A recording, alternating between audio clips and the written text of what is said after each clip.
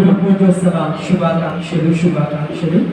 నాతోటి ఉపాధ్యాయ బృందానికి మరియు ఎవరైతే ఉపాధ్యాయ వృత్తిలో ఉన్నారో వారందరికీ కూడా ఉపాధ్యాయ దినోత్సవ శుభాకాంక్షలు.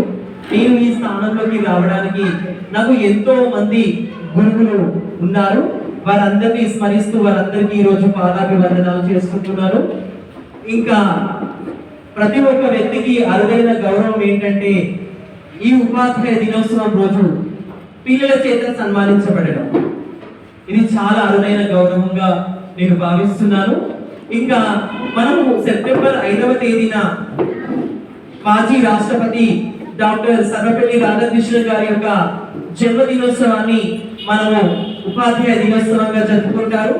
వారు భారతదేశంలోనే 2వ ప్రధానిగా ఉన్నప్పటికీ, రాష్ట్రపతిగా ఉన్నప్పటికీ కూడా ఆయన ఉపాధ్యాయ వృత్తికే చాలా విశిష్ట పాత్రను పోషిస్తారు. కాబట్టి అంత గొప్ప మహనీయుని యొక్క జన్మదినాన్ని ఈరోజు మన భారతదేశంలో ఉన్న ప్రతి ఒక్కరు కూడా ఉపాధ్యాయ దినోత్సవంగా జరుపుకుంటారు.